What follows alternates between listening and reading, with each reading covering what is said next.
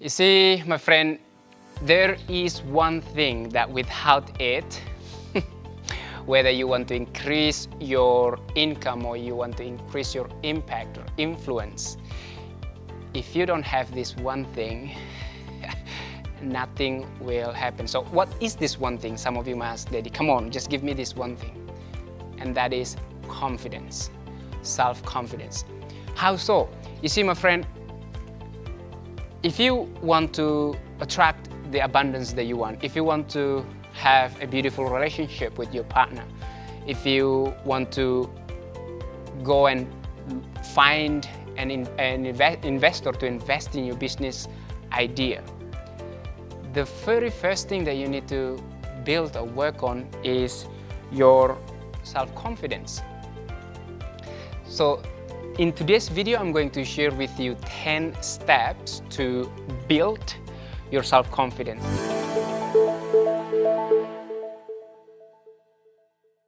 The reason why I'm really excited about share with you these steps is because I know this will add so much value to your life. So I've already crafted these 10 steps that I personally go through, I personally put myself through. So let's go straight into it. The very first step to increase your confidence is to set realistic goals. Some of you might say, Daddy, what? Set realistic goals? Yeah, because a lot of people, they have low self-esteem, low self-confidence is for one reason. They set this high expectation to achieve, for example, lose weight in a month or 2 months. And then when they put themselves through and they don't lose the weight, they feel or they think that it doesn't work. And or they like, oh, I want to build an income. I want to earn like this set unrealistic goals such as earn $100,000 in a month. And as a result of that, when they don't achieve it, their self-confidence crash. So set realistic goals is so imperative. So that's the very first step. And then second is to take good care of yourself, my friend. Because how can you build self-confidence? How can people around you have confidence in you if you yourself don't have confidence and look after yourself? Now, what do I mean when I say look after yourself? Right, let's look at it. If you don't eat well, if you don't take good care of yourself by drink plenty of water, move your body daily, meditate, find out who you truly are, how can you have self-confidence? See, when you take the time, my friend, to really take good care of yourself, that's it. That's how you can build more self-confidence, is by taking good care of yourself. So that's the very first, the second, which is take care of yourself. And the third is to dress for success. You see, dress for success. Confidence comes from your first actions, appearance, your thoughts, your emotions. Those are inseparables. They kind of like linked. If you dress for success, you look success, then it will impact how you think of yourself, and how you think of yourself influence how you feel about yourself, and how you feel about yourself influence how you act, and how you act influence the decision that you'll make or the opportunity that you will attract. So therefore, my friend, dress for success. And fourth, work on your body language. You see, some people, they say, oh yeah, I want to build my self-confidence, Daddy. Now, how can I build my self-confidence? And then you look at their shoulders round like that.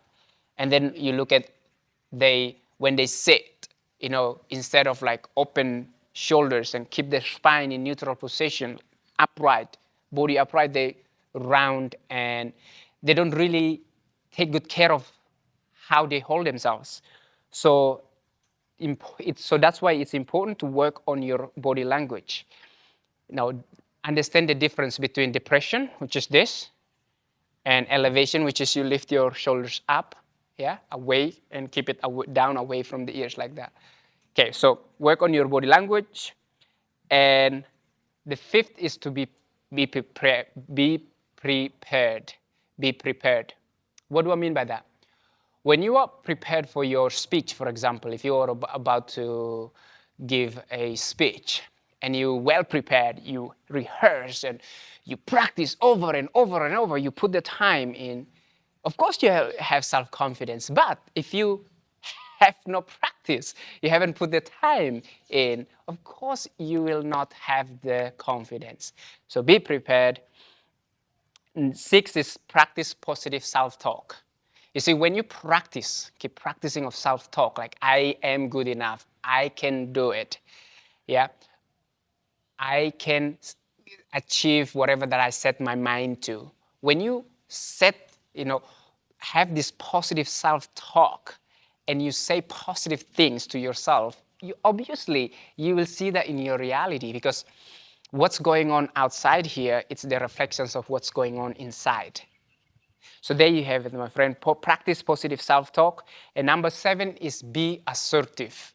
See, confidence people, if you were to observe someone who has confidence, you will notice that they are so assertive with their words. Now, what do I mean by that? They don't, maybe, yes, I don't think so. They don't go down that route. They say, this is what I want, and this is what I want to see more of, and they be assertive in terms of in the relationship.